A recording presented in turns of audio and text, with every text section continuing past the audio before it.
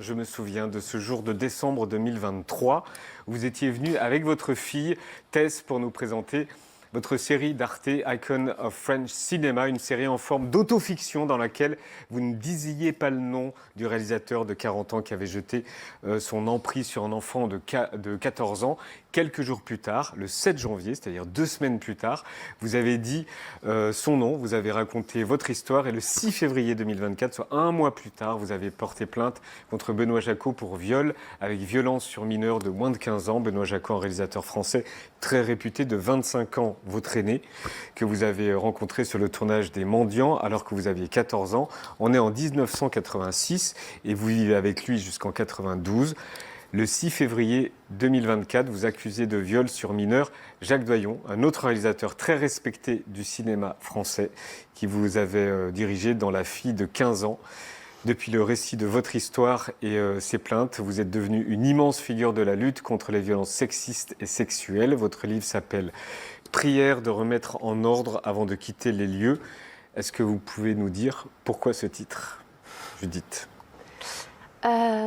Pourquoi ce titre? Alors, d'abord, il se trouve que quand vous vous rendez à la brigade des mineurs pour porter plainte, il se trouve qu'il y a une salle d'attente dans laquelle j'ai dû attendre, en l'occurrence, et il y a une affiche qui m'avait beaucoup marquée, qui se trouve comme ça sur le mur, entourée dans cette pièce avec des nounours géants et des jeux pour enfants. Et sur cette affiche, il est dit prière de remettre en ordre avant de quitter les lieux. Voilà. C'est ça. De remettre la salle d'attente en ordre avant de quitter les lieux. Ouais. C'est l'affiche qu'on voit là. Voilà. Alors, c'est un livre pas comme les autres, puisque je vais le montrer. Hop, ici, là, comme ça, par exemple. C'est un livre qui rassemble documents, articles de journaux, photos, lettres, devoirs d'école, des pièces à conviction d'une enquête policière que l'adulte que vous êtes mène sur l'enfant que vous avez été. C'est ça ? C'est intéressant parce que cette question revient beaucoup. Est-ce que ce livre, c'est une réappropriation de mon enfance? Et en fait, non. En fait, mon enfance m'a toujours appartenu. C'est ce que les autres en ont fait qui ne m'appartient pas. Et donc, non, c'est-à-dire que c'était important pour moi, en effet, d'ancrer la vérité dans ce cadre littéraire, dans cet objet littéraire, et d'y mettre des preuves dont je sais, c'est-à-dire des articles de journaux de l'époque, des interviews de ces hommes-là. Vous les avez rassemblés comment, toutes ces preuves? En fait, il se trouve que j'ai une petite valise dans laquelle... Il y avait déjà tout? Ouais. Vous avez tout conservé? Il y avait, enfin, surtout, cette valise existait...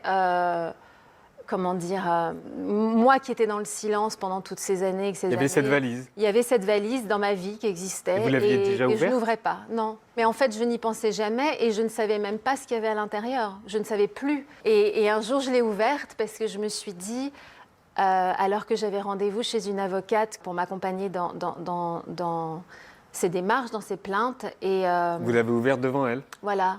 Et elle m'a dit, pourquoi est-ce que... Qu'est-ce que vous voulez que je fasse avec tout ça? Je lui dis, je vous ai amené les preuves. Enfin, on se rencontre pour la première fois, je vais vous raconter une histoire. Vous l'avez appelé preuve aussi? Ah, bien sûr. Hein. Les preuves, en tout cas, de ces écrits qui sont là noir sur blanc. Et elle m'a dit, mais c'est vous que vous essayez de convaincre? Parce que moi, vous n'avez pas à me convaincre.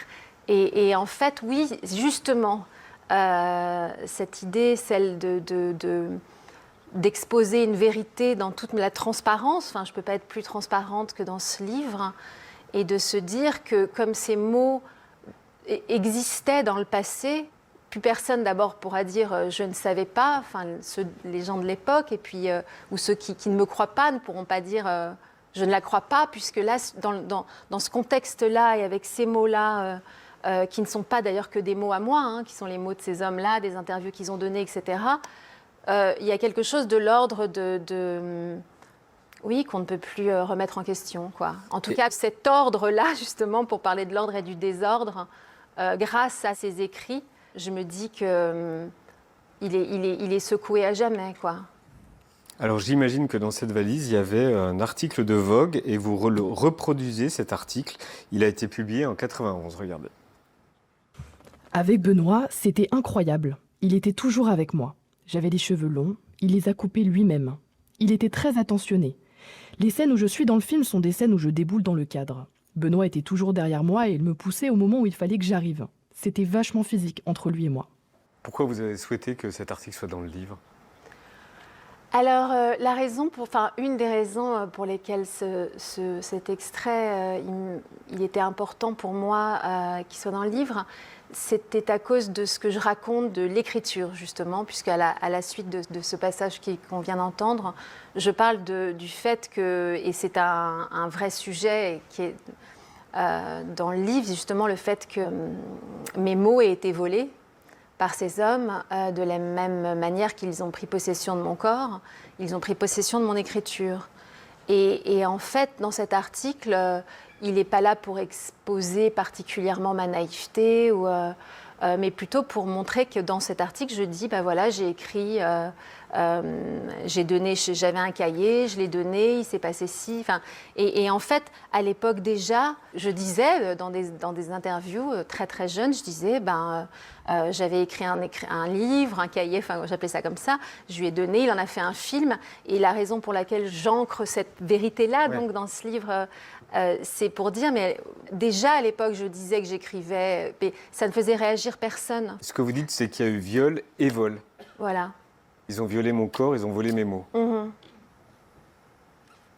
C'est ce que vous dites. Mm-hmm. Et vous dites aujourd'hui, moi et mes mots, on est de retour. Et cette fois-ci, c'est mes mots et je les sors. Mm. Et pourquoi vous avez voulu en faire de la littérature ? D'abord parce que l'écriture, c'est mon refuge. Ça a toujours été le lieu où je me sens moi-même, le lieu où je me sens, alors ça paraît peut-être contradictoire de dire ça, mais en sécurité. Et que cette sécurité-là, le fait qu'elle ait été impactée à jamais par ces histoires et par la main mise sur mes écrits, cette sécurité-là, il était important de la retrouver et de me réconcilier, ou plutôt de réparer.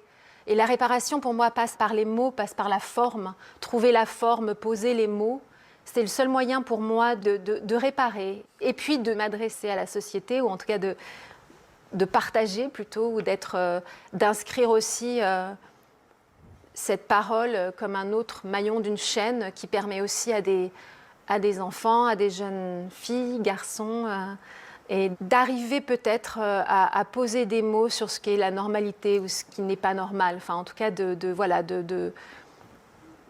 ouais. Une forme de bouteille à la mer, mais bon, c'est nunuche de dire ça, mais ouais. Non. Quand on tape votre nom sur Google, vous dites qu'un des premiers résultats qui arrive, c'est « Pourquoi les parents de Judith Godrèche n'ont rien dit ?» Oui. C'est ce que je dis dans le livre. Ouais. Ouais, vous parlez de votre mère dans le livre. Mm. C'est l'une des premières fois que vous en parlez ? Oui, j'en parle forcément puisque je parle beaucoup de mon enfance et que et c'est un travail sur la mémoire et que je l'ai fait exister dans ma série, mais en tout cas oui, je m'adresse à elle. Ouais. Vous dites que c'est une enfant aussi. Que c'était une enfant aussi. Ou je pose la question en tout cas. Vous posez la question. Mais et vous avez la réponse ? En tout cas, ce que je sais, et une des choses qui m'ont motivée à parler de mes parents dans ce livre et de ma mère, c'est qu'il est hors de question pour moi qu'on veuille faire porter la responsabilité aux parents plutôt qu'à l'agresseur, et qu'il y a un système qui continue dans ce système-là où on protège les agresseurs, au lieu de regarder la réalité en face, et on se dit, tiens, mais et si c'était pas plutôt la faute d'un tel ou d'un tel ou d'un tel ? Il était important pour moi aussi de parler de remettre les choses à leur place, ouais. Ambre, tu voulais évidemment parler du livre de Judith Godrèche. Oui, parce qu'il y a tellement de choses à en dire. Enfin, moi, j'en retiens plein de choses. Beaucoup de phrases extrêmement belles, beaucoup de scènes très fortes. Effectivement, je ne sais pas à quoi les gens vont s'attendre, mais c'est important de préciser d'emblée que c'est un texte très littéraire. Vous le précisiez, vous vous demandiez si ça se voyait, mais je vous rassure, ça saute aux yeux dès les premières lignes. Ce n'est pas du tout un simple témoignage. Non pas que ce serait grave de faire un simple témoignage, mais là, c'est vraiment une démarche littéraire. C'est une construction qui est complexe, poétique, qui fait des allers-retours entre les époques, qui utilise différents matériaux. On en parlait, des images, des textes, des citations. Vous parlez de vous à la première personne, mais aussi parfois à la troisième personne, comme si vous écriviez un article distancié sur votre histoire. Vous jouez avec la forme du texte, parfois c'est presque du calligramme. Donc c'est vraiment un texte littéraire, mais je pense que tous ceux qui vous ont entendu parler n'en seront pas étonnés, parce que dès qu'on vous entend parler, vous avez cette éloquence très singulière, à la fois fébrile mais très puissante, et on la retrouve à chaque instant, je trouve, en vous lisant. Ce que je trouve vraiment fort dans ce livre, c'est qu'on est dans votre tête. On vit ce que vit la Judith Godrèche d'aujourd'hui, adulte, militante. On vit le moment du déclic. Vous en parlez, vous avez décidé de porter plainte. Cette chronologie que tu évoquais, Yann, en plusieurs étapes, on la vit à vos côtés depuis votre tête. On vit d'ailleurs votre dépôt de plainte à la Brigade des mineurs. Vous avez mis des photos du bureau où ça a lieu, donc on peut s'imaginer vraiment à vos côtés. On vit aussi, par exemple, la soirée des Césars. On a tous assisté à votre discours historique, mais là, vous racontez comment ça se passe depuis votre tête. On en reparlera tout à l'heure. Et puis, vous racontez surtout maintenant comment vous vous sentez, en fait, depuis ces prises de parole. Vous racontez aussi bien les femmes inconnues qui vous disent merci que les doutes que vous avez. Dans le livre, ce que j'ai trouvé très fort, c'est que vous avez des dialogues avec vous-même. Vous faites exister la voix méchante dans votre tête, la voix qui vous met face à vos contradictions ou qui vous dit « mais tu te prends pour qui ?» Elle existe sous forme de dialogue. Et ce qui est fort aussi, c'est que dans ce livre, on est également dans la tête de cette Judith-là, la Judith de l'époque des abus. Vous décrivez les choses avec des formulations qui sont parfois incroyablement poétiques et à d'autres moments, à l'inverse, très brutes, sans artifice, parce qu'on a trop longtemps protégé les abus sexuels avec des paravents de jolis mots et des récits qui troublaient la vérité. Alors c'est nécessaire parfois d'être dans la vérité au risque d'être choquante, et vous le faites aussi. Et en fait, je trouve qu'en nous plongeant dans votre psychologie, de ces deux époques de votre vie, vous répondez à plein de questions de société. On les évoquait. Les pourquoi est-ce qu'elle n'a pas parlé à l'époque, pourquoi est-ce qu'elle n'est pas partie, pourquoi est-ce qu'elle ne porte pas plainte. Tout ça, vous y répondez. Vous disiez que vous faisiez ce livre pour vous adresser à la société, et vous faites exister la voix de la société, les questions de la société, vous y répondez. Donc, à la question de pourquoi vous avez écrit ce livre, j'imagine que vous l'avez écrit pour vous, et j'espère qu'il vous a fait du bien, mais en le lisant, on se dit que vous l'avez aussi beaucoup écrit pour nous, et vous nous donnez, je trouve, plein de clés de lecture pour mieux répondre à ces questions-là, pour peut-être qu'on arrête de les poser à un moment, un jour.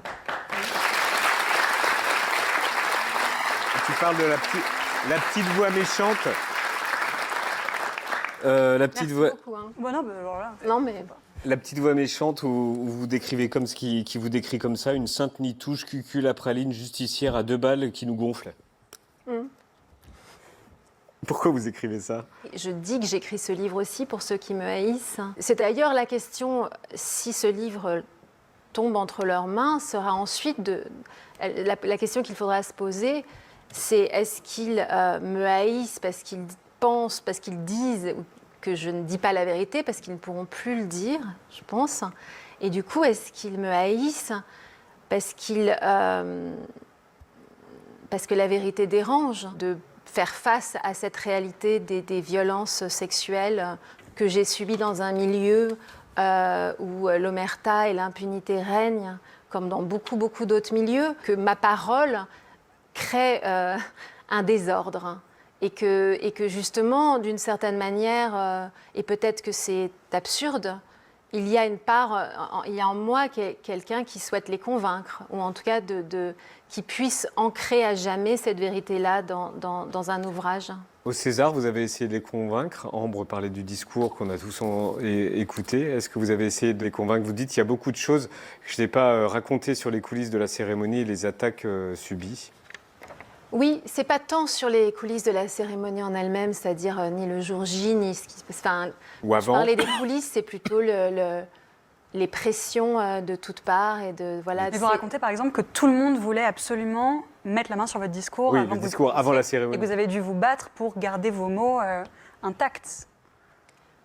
Ou secrets en tout cas. Oui, et c'est justement là où je trouve ça intéressant de se poser la question et de se dire en quoi moi qui me sens pas particulièrement sûre de moi-même, plutôt super angoissée à l'idée d'aller parler au César. Je ne me vis absolument pas, mais absolument pas comme une menace, évidemment. Et donc du coup, c'est très particulier, puisque à partir du moment où on s'adresse à moi, où on me demande cet objet que je tiens dans les mains, ou cet objet, ce texte, comme s'il représentait une bombe, quelque chose d'absolument explosif. C'est de la politique, ouais. Alors que c'est intéressant de voir là où mon rapport à ma réalité n'a rien à voir avec ce qu'on projette sur moi, dans le sens où, dans le fond, je ne pense pas être... Enfin, en tout cas, si je m'inscris à un endroit, moi, de la menace, c'est juste parce que je dis la vérité.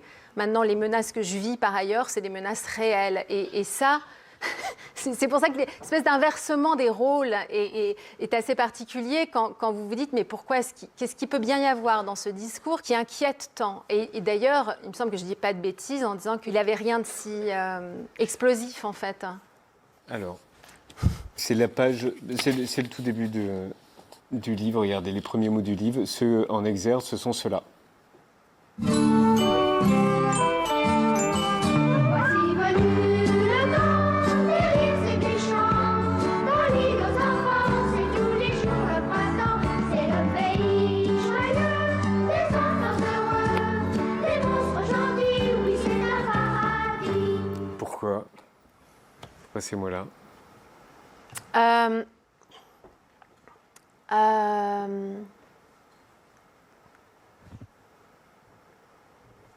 Cette chanson vous émeut?